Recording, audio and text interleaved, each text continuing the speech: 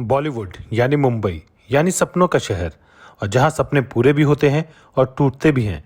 इन सब के बावजूद कुछ तो ऐसा है इस शहर में जो कि एक नॉर्मल इंसान को अपनी तरफ खींचता है, और वो है स्टार्स का ग्लैमर। मैंने कुछ लोगों से बातचीत करी और पूछा जो कि एक्टर्स बनना चाहते थे या फिल्म लाइन में जाना चाहते थे कि भाई तुम लोग एक्टर्स क्यों बनना चाहते हो या क्यों फिल्म लाइन में जाना चाहते हो। तो आप हैरान हो जाएंगे उनके जवाबों को सुनकर। पहला बोला, मुझे शाहरुख खान जैसा पैसा चाहिए, स्टारडम चाहिए, गाड़ियाँ चाहिए, बंगलो चाहिए, मतलब सब कुछ। दूसरी एक लड़की बोली जो हीरोइन बनना चाहती है, of course to have a fancy lifestyle, swanky house and lot of fan following. एक और बोला, हमें स्टार बनना है और फिल्मों के आसमान में चमकना है। मैं सरप्राइज हो गया और इन सब बातों से ही मेरे समझ में आ गया कि क्यों बॉलीवुड बार बार हमें डिसअपॉइंट कर रहा है, क्यों बॉलीवुड हमें नया फ्रेश सिनेमा डिलीवर नहीं कर पा रहा है।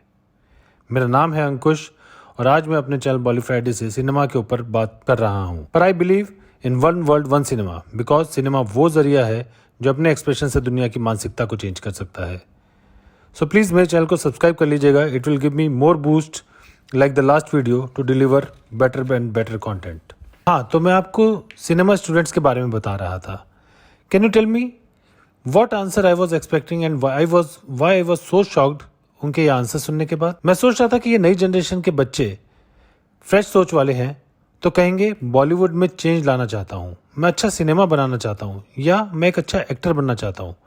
But sorry on my part, everyone just wants fame and everyone is attracted to the glamour but not by actual field of expression. इसमें इन बच्चों की कोई गलती नहीं है, बल्कि गलती है हम सब लोगों की, यानी ऑडियंस की, जिन्होंने बॉलीवुड और फिल्म स्टार्स की पोजीशनिंग अपने दिमाग में ऐसी बिठा ली है कि बॉलीवुड को पंख लग गए और हम अपनी सोच में और नीचे गिर गए, और उन लोगों को एक सुपीरियर कैटेगरी में रखकर आसमान पर बिठा दिया गया है। आज मैंने सोचा क्यों ना एक एनालिसिस किया जाए और ये समझा जाए कि बॉलीवुड में प्रोग्रेस इतनी स्लो क्यों है। जो मुझे लगा, पहला है positioning of Bollywood.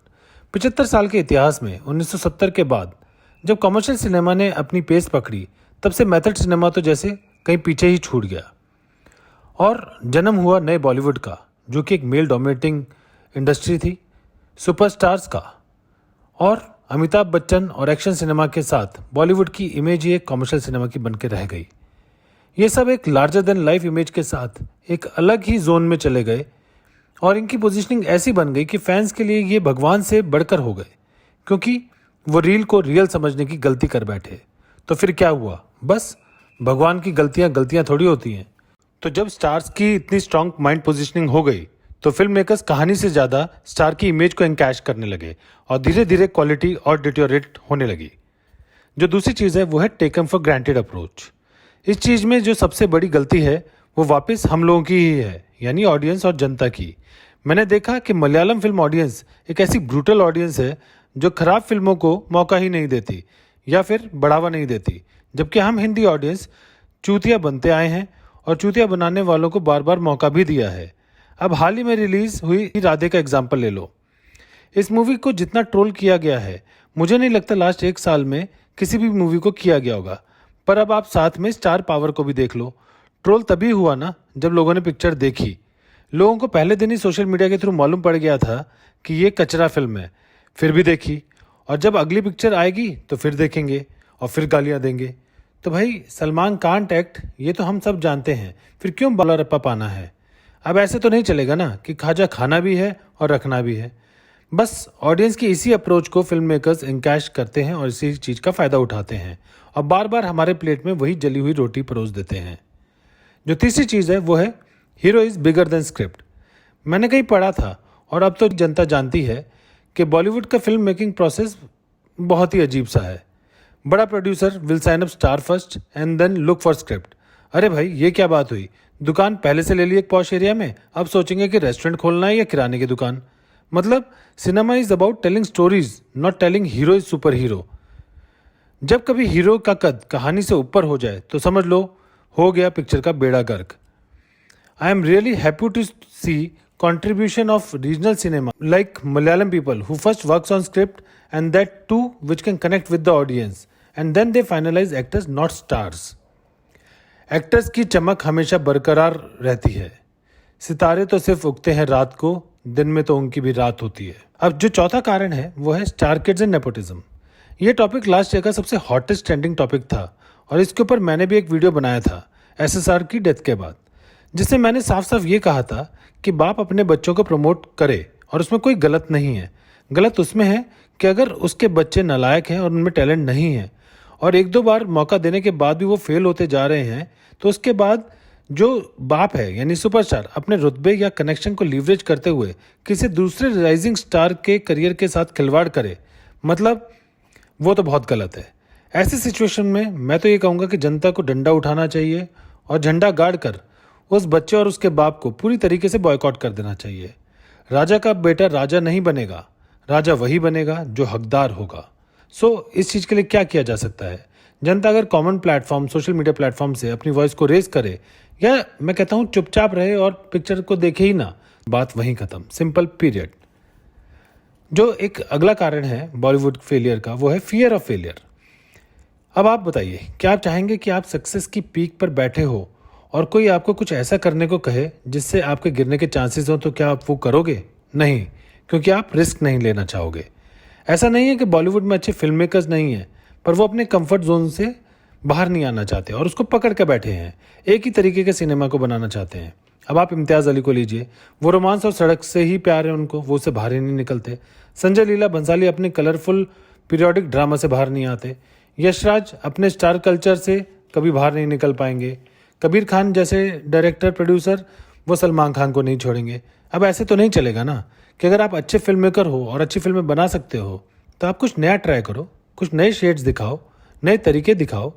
May be we can get some fresh perspective to cinema. नहीं, पर जिद है, हम तो वही करेंगे जिसमें हम बेस्ट हैं।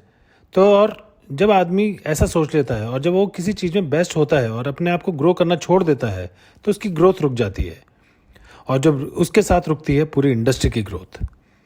अगला कारण है स्टीरियोटाइप। हम नहीं सुधरेंगे, खास ने ठान लिया। 55 की उम्र में भी 25 साल की लड़की को रोमांस करेंगे। अरे यार, कितना इलॉजिकल जाओगे, बस करो ना।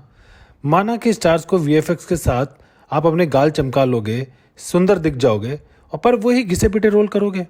जरूरी है क्या गाने रखना, हीरोइन रखना? भाई तुम्हारे पास स्टारडम है, पैसा है, कुछ बनाओ, कुछ नया सोचो। लियोनार्डो डिकैप्रियो या टॉम क्रूज जैसा, या फिर मोहनलाल ममूटी जैसा।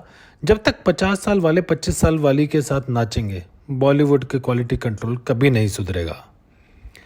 जो एक और कारण है वो है कॉमर्शियल अप्रोच। जब से कॉर्पोरेट्स घुस गए हैं फिल्म मेकिंग बिजनेस में, तो फिल्म मेकिंग का जो बिजनेस है वो सिर्फ के 3 दिन का वीकेंड रह गया है। तब से बॉलीवुड में और कचरा आ गया है। मतलब कचरा बनाओ, उसमें ऊपर से 2 स्टार्स की फोटो चिपकाओ और बढ़िया से टीजर और ट्रेलर के साथ 20-30 करोड़ फूंक डालो। डिजिटल और म्यूजिक राइट से पैसे तो आपने रिकवर कर ही चुके हो। अब बस आप इतनी मार्केटिंग कर दो कि 3 दिन हाउसफुल हो जाए, 2500-3000 स्क्रीन पर पिक्चर रिलीज हो जाए, तो 100-125 करोड़ तो अंदर आ ही जाएंगे। इस अप्रोच के कारण जो कोई छोटी पिक्चरें आने चाहती हैं, जिनका कंटेंट अच्छा है, जो कंटेंट ड्रिवन मूवीज़ होती हैं, उनके साथ बड़ी ही नाइंसाफ़ी होती है, क्योंकि उनको नहीं मिलती है स्क्रीन। और अच्छी मूवीज़ बनाने के बावजूद भी वो मुकाम नहीं हासिल कर पाती जो वो डिज़र्व करती हैं। और कई उभरते सितारे सिर्फ क्रिटिक्स और हमारे जैसे रिव्यूअर्स के वीडियो में ही शाबाशी पाते हैं। लास्ट बट नॉट लीस्ट, जो सबसे बड़ा रीज़न है वो है ओरिजिनल कंटेंट का। अरे भाई, कॉपी मत करो, इंस्पायर हो, चेपो मत, रेफरेंस लो। ओरिजिनल कंटेंट बनाने के लिए सिर्फ 100 करोड़ नहीं चाहिए तो एक अच्छा स्क्रिप्ट राइटर, अच्छी टीम जो कि सिनेमा को एक्सप्रेशंस पे काम कर पाए, ना कि स्टारडम पे। लेकिन Bollywood always looks for shortcut. और अब तो ऐसा है कि ओरिजिनलिटी बिल्कुल ही खत्म होती जा रही है। अब इनको लगता है कि हम क्यों सोचें या हम क्यों मेहनत करें। भाई सोच लेंगे मलयालम, तमिल, तेलुगु वाले, हम तो राइट्स खरीद कर एक नई पिक्चर बना लेंगे। जब वहाँ चल गई तो यहाँ भी चली जाएगी। यही अप्रोच इनोवेशन को ख़त्म करते जा रही है। तो ये सब रीज़न थे कुछ बॉलीवुड के फेलियर्स के, जो मुझे लगता है। चलिए, ये सब आप लोगों जनता को जानते ही हैं, पर मैंने सोचा कि एक बार अपनी लैंग्वेज में रिटेरिएट कर दूं। We love movies and we love Bollywood too, क्योंकि बचपन से हम हिंदी सिनेमा देखकर ही बड़े हुए हैं। और मेरी एक ख्वाहिश है कि सारी फिल्म इंडस्ट्री मिलकर इंडियन सिनेमा में कुछ ऐसी मूवीज़ बनाए कि जो सिर्फ एक रीजन या स्टेट या सिर्फ इंडिया तक नहीं, बल्कि पूरा वर्ल्ड तक जाए और सब लोग उस पर गर्व करें। Let's hope for the best. और भगवान इन नालायकों को, बॉलीवुड वालों को थोड़ी सद्बुद्धि दे कि अपने स्टारडम से निकलकर ज़मीनी हकीकत से इत्तेफाक रखें और जनता को वो दें जो वो डिज़र्व करती है, एक अच्छी पिक्चर। अगर आपको मेरा वीडियो पसंद आया हो तो लाइक कीजिए, शेयर कीजिए और मेरे चैनल को सब्सक्राइब भी कर लीजिए। Thank you friends for all your support. और कमेंट सेक्शन में अपनी राय ज़रूर दीजिए और बताइए कि और क्या मैं इसमें इंकॉर्पोरेट कर सकता था। कुछ गलत बोला हो किसी के लिए तो सॉरी भाई। मिलता हूँ नेक्स्ट वीडियो में, तब तक के लिए बाय बाय।